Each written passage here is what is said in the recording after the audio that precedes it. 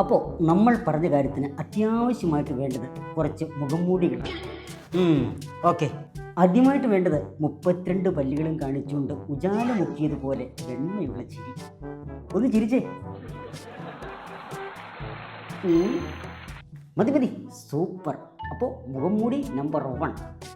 ഇനി വേണ്ടത് ഒരു സഹതാപത്തിൻ്റെ ഭാവം. കൊള്ളാം കൊള്ളാം. അപ്പോൾ രണ്ടാമത്തേതുമായി ഇനി ഒന്ന് കരഞ്ഞ്.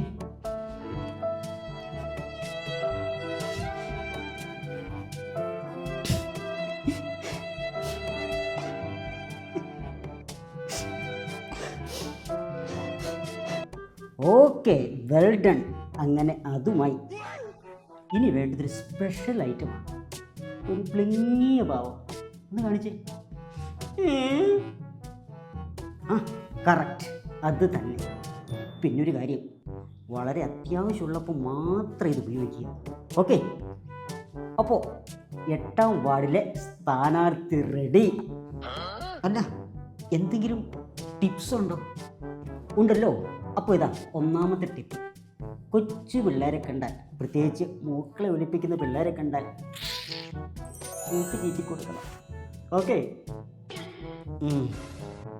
രണ്ടാമതായി, നാട്ടിലെല്ലാ ആഘോഷ പരിപാടികളിലും ഒന്ന് കയറി ഇറങ്ങി പോരണം. നാട്ടിലെല്ലാ സേവ് ദ ഡേറ്റും ഞാൻ സേവ് ചെയ്തിട്ടുണ്ട്.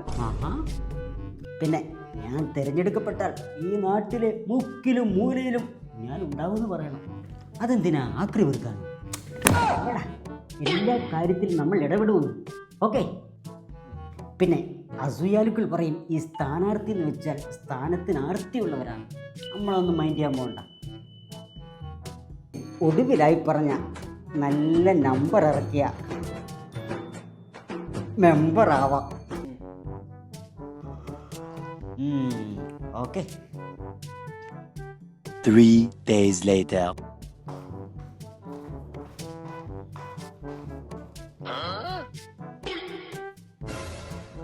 അല്ല, ഇതെന്ത് പറ്റി? ഈ മുഖംമൂടി നമ്മൾ പ്ലാൻ ചെയ്തതല്ലല്ലോ. ഇത് മുഖംമൂടിയല്ല, ഒറിജിനല. കഴിഞ്ഞ ദിവസം ഒരു പറഞ്ഞു വേണ്ടി പോയത്. കരയുന്ന മുഖംമൂടിക്ക് വരും അറിയാതെ ചിരിക്കുന്ന മുഖംമൂടി വെച്ച് നാട്ടുകാർ പിടിച്ചിട്ട് ശരിക്കും എങ്ങനെയാക്കിണ്ട്.